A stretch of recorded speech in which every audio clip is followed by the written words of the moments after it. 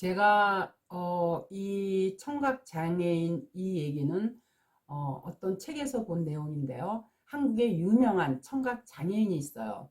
그는 어려서부터 아버지의 그 만리로 수화를 배우지 않았고요. 수화에 익숙해지면 말을 배우지 못할 거라는 생각에서 그 청각장애인에게 아버지가 입모양을 따라 말을 배우도록 가르쳤다고 그러더라고요. 따라서 그 청각장애인의 작품 세계에는요, 가족의 뿌리와 그 소중함을 상징하는 족보와 역경을 딛고 일어서는 희망의 상징으로 나비가 자주 등장한다고 그러더라고요. 그의 주된 소재가 나비가 되었던 것은요, 어릴 적부터 이 우주 구천동을 찾았을 때요, 장가는 잃은 이 폭포와 그 물 위를 나는 나비를 본 것이 계기라고 해요. 청각 장애인인 그에게 폭포나 나비의 날개짓이나 소리가 없기는 매 한 가지였지만요, 그때 그 소리 없이 나는 나비에게요, 형용할 수 없는 이 자유함과 아름다움을 느꼈고, 결국 그는 그의 작품 세계의 한 축을 이루게 되었다고 그러더라고요. 그가 그림을 업으로 삼게 된 것도요, 결국 듣지 못함으로 아무런 제약도 받지 않고 온전한 자유를 만끽할 수 있다는 이 내면에서부터 우러나오는 믿음 때문이었다고 그러더라고요. 이와 마찬가지로요, 구약 시대는요, 예수 그리스도가 오시기 전이기 때문에 그 하늘의 풍요를 설명할 길이 없었어요. 그렇기 때문에 예수 그리스도께서요, 부활하시고 승천하셔서 성령이 우리에게 내려오심으로써 비로소 우리의 믿음의 눈이 떠진 거예요. 그렇기 때문에요, 이제는 눈에 보이는 이 땅의 것들로 풍요를 설명해 주지 않아도요, 우리 신약의 교회는요, 하나님의 약속의 실체를 이 믿음이라는 걸 통해서 알게 되기 때문에요, 눈에 보이지 않는 약속만으로도 충분히 하나님과 하나님 나라를 알 수 있게 된 반면에요, 구약 시대의 사람들은요, 그들이 비록 하나님의 백성들이라 할지라도요, 약속만으로 하나님 나라의 풍요를 알 수 없었기 때문에 하나님께서요, 눈에 보이는 증거를 자꾸 보여주어야만 했어요. 그래서 히브리서 11장 39절 이하에 보면은 이 사람들이 다 믿음으로 말미암아 증거를 받았으나 약속을 받지 못하였으니 이는 하나님이 우리를 위하여 더 좋은 것을 예비하셨은즉 우리가 아니면 저희로 온전함을 이루지 못하게 하려 하심이니라. 이와 같이요, 히브리서 11장에서 구약의 믿음의 선진주를 쭉 나열해 놓고요, 그 다음에 그들이 증거를 받았으나 약속은 받지 못했다고 이렇게 명확히 밝히고 있어요. 그러한 연유로요, 창세기 30장에서 야곱에게는요, 양과 염소들이 하나님의 은혜로 풍성히 주어져 있고요, 야곱의 아내들에게요, 자식들이 줄줄이 생기고 있는 거예요. 야곱의 이야기야 그의 아들들의 탄생에 관한 이야기는요, 바로 그 어긋난 하나님의 복의 수요의 행위야 여전히 자기들의 배만을 위해 복을 쟁취하려 하는 인간들의 행위 사이에 이 계리를 극명하게 대조시켜 보여주고 있어요. 하나님은요, 열심히 당신이 계획하시고 작정하신 복을 당신의 백성들에게 쏟아붓고 계시고 있는 것에 반해서요, 인간들은요, 그러한 하나님의 열심 앞에서요, 엉뚱한 짓거리만 하고 있는 그런 모습들이 오늘날 교회들의 모습이에요. 그건 구원을 받았다고 하는 교회들의 삶 속에서도요, 계속해서 나타나고 있는 바로 우리의 자아상인 모습들이에요.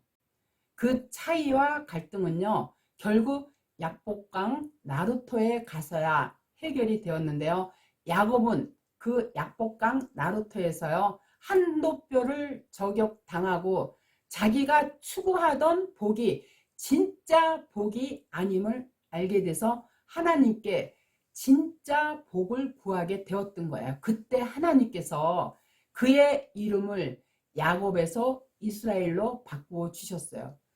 그렇게 하나님의 은혜의 복은요, 우리의 행위나 자격이나 조건에 근거하지 않고요, 자유롭고 불가항력적으로 부어지는 선물임을요, 성경은 우리에게 주지시키고 있어요. 그래서 이사야서 43장 1절 이하에 보면, 이스라엘아, 너를 조성하신 자가 이제 말씀하시느니라. 너는 두려워 말라. 내가 너를 구속하였고 내가 너를 지명하여 불렀나니 너는 내 것이라. 내가 물 가운데로 지날 때 내가 함께 할 것이라. 강을 건널 때 물이 너를 침몰치 못할 것이며 네가 불 가운데로 행할 때 타지도 아니할 것이요 불꽃이 너를 사르지도 못하리니. 하나님께서요, 야곱아, 이스라엘아 하고 당신의 백성들을 이와 같이 부르고 계셔요. 바로 우리 교회들을 부르시고 있는 거예요.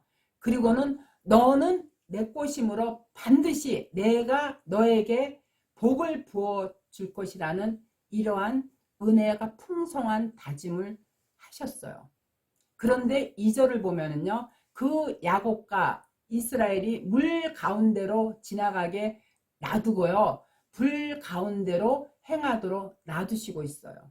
어차피 복을 부어주실 거면 물 가운데 지나지 않게 하고 불 가운데 행할 때 건져주실 것이 아니라 아예 처음부터 물 가운데로 들어가지 않고 또한 불 가운데로 들어가지 않게 해주면 안 되는가?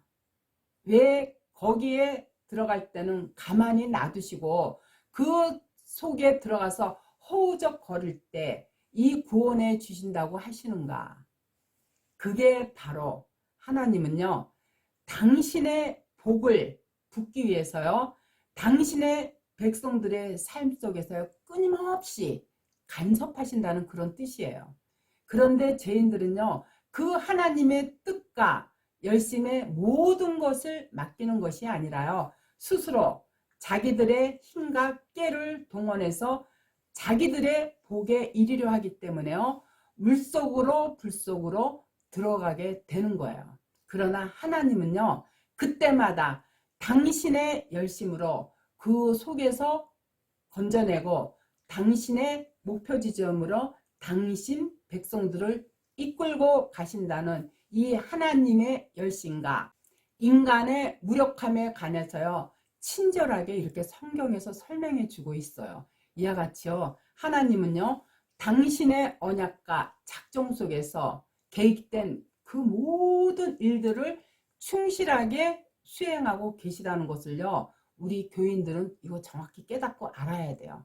그 열심의 대상들이 어떠한 실수와 실패를 해도요, 계속해서 당신의 일을 하신다는 사실이에요.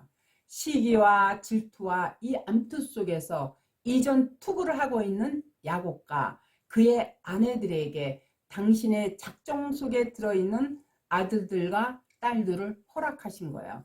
사기와 겉모술수자 인기응변으로 자기의 배만을 위해서 살고 있는 야곱에게요, 아롱진 것과 점 있는 것을 허락하셨어요.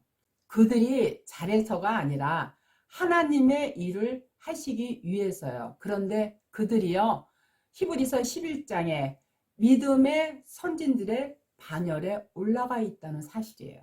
그렇다면 믿음은 바로 인간 쪽에서 발휘하는 것이 맞는가? 아니면 하나님께서 인간들에게 부으시는 것이 맞는가? 인간들은요, 계속 실수하고 실패하는데 하나님의 믿음이요, 우리를 끌고 가고 있는 거예요.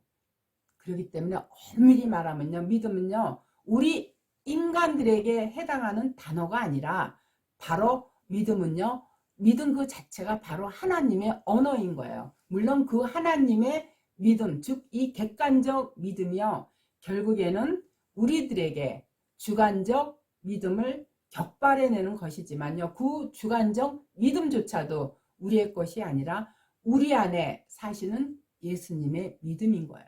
히브리서에 의하면요. 아브라함이요. 믿음으로 갈대아 우르를 떠났다고 했거든요. 근데 정말 그랬는가요? 그랬다면 아브라함은요. 그렇게 수시로 넘어지면 안 되는 거라고요. 그가 믿음으로 고향을 버리고 믿음으로 고난을 감수하겠다고 나선 것이라면요. 흉년이 들었다고 금방 하나님의 말씀을 어기지도 않았을 것이고요. 바로나 그랄랑 앞에서 자기 아내를 누이라고 속여 팔아먹지도 않았을 거예요. 그러나 그렇게 약해 빠지고 불가능한 아브라함에게요. 하나님의 믿음이 덮쳐버린 거예요. 그리고는 결국 아브라함의 이 콧뚜레를 뚫어서 모리아 산까지 세우신 거예요. 그러니까 하나님의 이 믿음이 믿음의 조상 아브라함의 전 인생을 이끌어서 결국 그를 믿음의 조상으로 만들어내신 건데 그게 바로 뭐냐면 우리 성도들의 신앙생활인 거예요. 히브리서는요. 사라의 믿음에 대해서도요. 크게 칭찬을 했어요. 그러나 우리가 알다시피 사라는요. 하나님께서 아들을 주시겠다고 하셨을 때요. 하나님을 비웃었던 여자가 뭐냐면 바로 교회예요. 그걸 믿음이라고 할 수 있을까요? 그렇게 하나님을 비웃을 수밖에 없었던 불가능하고 무력한 사라의 인생에요. 하나님의 믿음이 밀고 들어왔어요. 그리고 그 믿음은요. 결국 하나님마저 비웃었던 사라를요. 열국의 어미로 만들어 내시고야만 거예요. 그리고 히브리서는요. 이 모세도 믿음의 용사로 기록하고 있는데요. 모세가 믿음으로 바로의 공주의 아들이라 칭함을 거절하고 하나님의 백성과 함께 고난받기를 잠시 제약의 낙을 누리는 것보다 더 좋아했다고 했는데요. 정말 그런가요? 모세는요. 애국 군사를 때려 죽이고요. 벌 받을까 봐 그것이 두려워서 도망간 것이죠. 자기의 믿음으로 애굽을 떠난 것이 아니에요. 그는 하나님이요. 신의 산에서 떨기나무 불로 나타나셔서 당신의 명령을 하살하실 때에도 극구 사양하고요. 거부했던 사람이에요. 하나님이 직접 나타나셔서 부탁을 하시는데도요. 그것을 거부했던 사람이 애굽에서 믿음으로 나왔다고 했어요. 누가? 히브리서 기자가요. 그런데 모세는요. 광야에서도 수시로 하나님께 투정을 부렸고요. 심지어 하나님 앞에서 혈기까지 부려서 결국 가나안에 들어가지 못한 인물로 성경에 기록되어 있어요. 그런데 그렇게 말도 어느라고 혈기등등한 모세에게 하나님의 믿음이 엄습하여 그를 이 세상에서 가장 온유한 자로 만들어내시고 결국 하나님 나라에 세우신 거예요. 뿐만 아니라 히브리서는요. 이스라엘도 믿음으로 홍해를 건넜고 믿음으로 여리고를 돌았다고 했는데요. 이스라엘이 정말 자기들의 믿음으로 애굽을 나왔고 믿음으로 홍해를 건넜는가요? 그랬다면 며칠 못 가서 그렇게 모세와 하나님을 원망하며 방송되고 했겠느냐는 거죠. 그리고 그들은요. 결국 광야에서 모두 죽었어요. 그런데 성경은요. 그들에게 믿음이 있었다고 했어요. 그것은요. 그렇게 불가능하고 연약한 이스라엘 자체가 교회거든요. 교회에게 하나님의 믿음이 간섭하고 들어와 그들 가운데 거하심에 결국 그들의 옛자 출애굽 1세대예요. 이 옛자를 모두 죽여버리고 새 사람으로 만들어서 그게 출애굽 2세대들이거든요. 만들어서 가나안에 넣으시고 마시는 구속의 대하 드라마에 관한 이야기를 하고 있는 게 바로 성경이에요. 새 사람으로 만들어 출애굽 2세대들을 가나안에 넣으시고 마시는 구속의 대하 드라마에 관한 이야기를 하고 있는 거예요. 역시 하나님의 믿음에 관한 이야기거든요. 우리의 행위도 우리의 것이 아니고 우리의 열심도 우리의 것이 아니라고 하더니 이제는 우리의 믿음조차도 우리 것이 아니라고 하고 있다면 그럼 우리는 무언가? 그야말로 아무짝에도 쓸모없는 먼지들에 불과한 자들이에요. 그러나 잘 이해해야 돼요. 하나님의 믿음이라고 하니까요. 어렵게 생각하는 이들이 있는데요. 하나님의 믿음은요. 그걸 성경에서 다른 언어로 표현을 하면요. 하나님의 작정, 계획, 언약 등으로 부를 수가 있는데요. 그러한 우리를 향한 하나님의 믿음은요. 우리 하나님의 자녀들이 하나님을 온전히 믿고 하나님 아버지라고 부르며 그 아버지 말에 순종하고 순복하는 자로 완성이 되는 거예요. 즉 나는 너희 하나님이 되고 너희는 나의 자녀가 되리라. 그게 하나님의 믿음의 내용이에요. 아담 안에서 불순종의 죄인들이 되어버린 당신의 백성들을요. 다시 당신께 순종하는 당신의 자녀로 완성해내고 마시겠다는 하나님의 결심이 바로 하나님의 믿음인 거예요. 그런데 그분은요. 전지전능하신 하나님이셔. 따라서 그러한 하나님의 믿음이 우리의 믿음을 완성시켜서 확장하는 것이죠. 믿음은 절대 우리가 발휘하고 성취시켜 내는 것이 아니에요. 그게 그거라고 생각하는 이가 있을지 모르겠지만요. 전자 후자는요. 완전히 다른 거예요.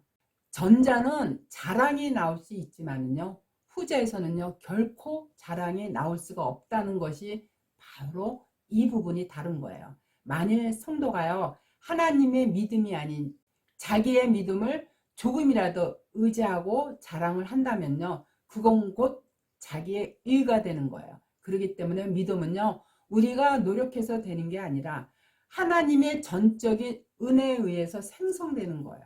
근데 오늘날 교회들이 열심히 믿음을 발휘한다고 선행도 많이 하고 봉사도 많이 하고 주일 성수 열심히 지키고 11조 꼬박꼬박 내고 이렇게 열심히 했으니까 이걸 믿음이라고 착각하고 있는데요. 그거 100번 해도 소용이 없어요. 믿음은 말씀 안에서 깨달아 알아질 때 하나님의 뜻에 부응하게 살아가려고 노력할 때 그 노력하는 마음도 하나님이 주시는 마음이기 때문에 하나님의 주시는 마음으로 행하고 이웃을 사랑할 때 그때 그게 하나님에 의해서 생기는 믿음이라는 거를요. 이 믿음에 대한 이 정의조차도요. 확실하게 깨닫고 있어요. 우리가 노력해서 믿음이 생기는 게 아니라 말씀을 통해서 하나님의 그 영이 그 말씀이 내 이 심령밭에 뿌려질 때 그때 그 하나님을 그 보혜사 성령에 의해서 제대로 깨달아 알아질 때 그 하나님의 믿음에 의해서 우리가 그